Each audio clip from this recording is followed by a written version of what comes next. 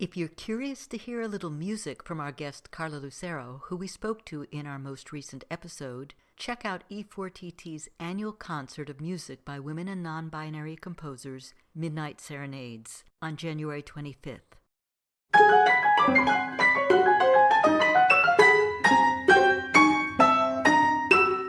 Welcome to For Good Measure, an interview series celebrating diverse composers and other creative artists, sponsored by a grant from the California Arts Council.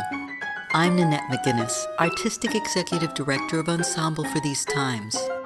Today we continue our interview with E4TT Assistant Director and For Good Measure cover art designer, Brennan Stokes. I get that you get a lot of your ideas from the text, both musically and thematically. Do you get them other ways, or is that the primary way? And would you consider yourself primarily a vocal composer right now?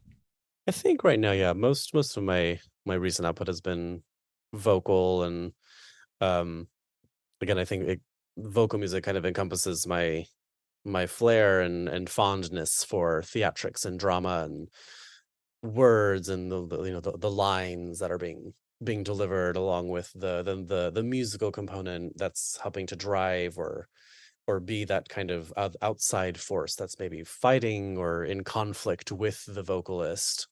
There's lots of kind of fun shades of music and drama that can be um, brought out with these kind of the what I'll call like the ensemble and the voice. Mm-hmm. Um, and that's been really fun to dive into and explore kind of how these things can support each other, and they can be in sync and in step with each other, supporting the same emotion or idea, or one undercutting the other, or being somewhat at odds, or being maybe a different element to what the other is doing. Showing the conflict in the characters or the speaker's thoughts, perhaps, or Yeah, it's always fun to have two entities uh interacting with each other. yeah. Are there any poets you're currently reading and interested in? Tyler Kent White is a really phenomenal poet with some kind of shorter verse and things. But his poetry, I think that the book "Songs with Our Eyes Closed" is a really wonderful book.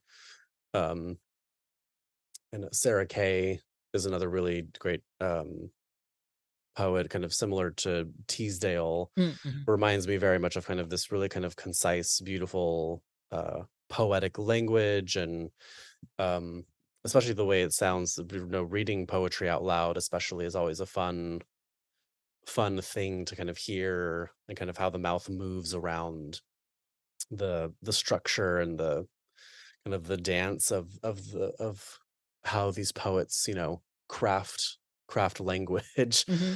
um Especially in, the language that we use every day, but when it's intentional, um and just when it's elevated into this more artistic form, it just makes even reading it out loud that much more fun.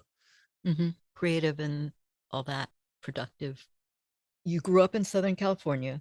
You got your master's in composition from the conservatory here in San Francisco. Are the musical or composition scenes different in the two parts of the state?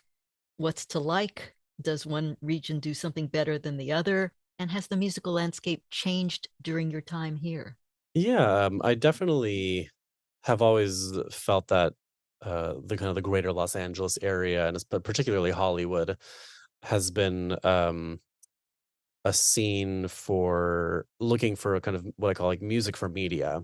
You have music for the movies or for short films. You have people needing music for their podcast and intros. You have people, ads and TV streaming. There's music that's needed for something. Mhm. And having talked to even a few composers down there, um, the there's a classical music scene, but I think especially here in the Bay Area just has such an incredible, thriving new music, especially new classical music scene. That's for sure. and just they're well supported and well attended. There's so many kind of there's so many even I think just smaller venues in a concise area that people can attend. So many um, concerts featuring new music with new ensembles and existing ensembles. I think there's a really supportive nature in the Bay Area with kind of camaraderie in the new music scene. That's been really beautiful to experience and witness and continue to kind of watch. Um, I think just due to the sprawling nature of Los Angeles County, Yeah. um, it does make it a little more difficult to have people, if you're saying, "Well, I'm gonna host an event down in Long Beach," but, if most of your friends live, in North Hollywood and Pasadena or all the way up in Santa Monica, depending on the time of day and traffic, and there's, many, many elements that go into the scheduling even, going out for coffee with friends, let alone concert attendance. Yeah. Yeah. Um, and, yeah, I just have my even though my years here starting at the conservatory in 2017 to now, there's just still been such a gracious and open, uh, new music scene. Mhm. That's always been really inspiring to know that, new music is very much alive and well, here in the Bay Area, and there's lots of, great talent and room. There's room for new and emerging composers to get their music out there. Yeah. You're right. Who or what were your major compositional influences? Who are you listening to? Who were you listening to? I think composition wise, particularly for in my undergraduate years, I did a lot of listening to solo piano repertoire of Beethoven, Ravel, Chopin were definitely major influences. I think for me, I always appreciated Beethoven's ability to continue to just push the envelope of his time, from the first sonata all the way through the last one. There's always a moment where you go, like, "What?" He just surprises you. He just kind of just shakes you up a little bit, and you go, how did you manage to surprise me at Sonata 32 when I thought I just thought we were, in this together, and I thought I heard all your tricks." And there's always a fun twist that he'll throw in there, Oh yeah. um, that, is just really inspiring, and kind of some of the larger being able to kind of look and kind of see, how did he do this? Like, what did he do that makes this so effective? How do you set it up? Yeah. And then, Chopin, there's a small book called, I think, Chopin's Musical Style that, laid out that Chopin was very invested and interested in bel canto opera, Hmm. and then made me kind of realize, like, "Oh, well, duh, like, that makes total sense with just the fluid and florid nature of, these just cascading right hand, serpentine, just, beautiful lines that he creates, over kind of, again, a kind of a steady kind of left hand for the most part. Um, and just, yeah, just the being able to appreciate just this very free yet metered approach to piano music. Again, where Beethoven is definitely, I think, on the percussive side of the instrument most of the time, and the rhythmic side of things. Chopin just brings this just immense lyricism, and a lyricism that's not strictly bound by the voice, but really kind of finally kind of gave the piano its own voice, and just having this really, um, I mean, if there was a singer that could have the same florid range of the piano and be able to sing some of these lines, that would also be incredible. Yeah. Um, but just really appreciating the kind of that tender, fluid quality uh that has been, kind of gifted to us via Chopin.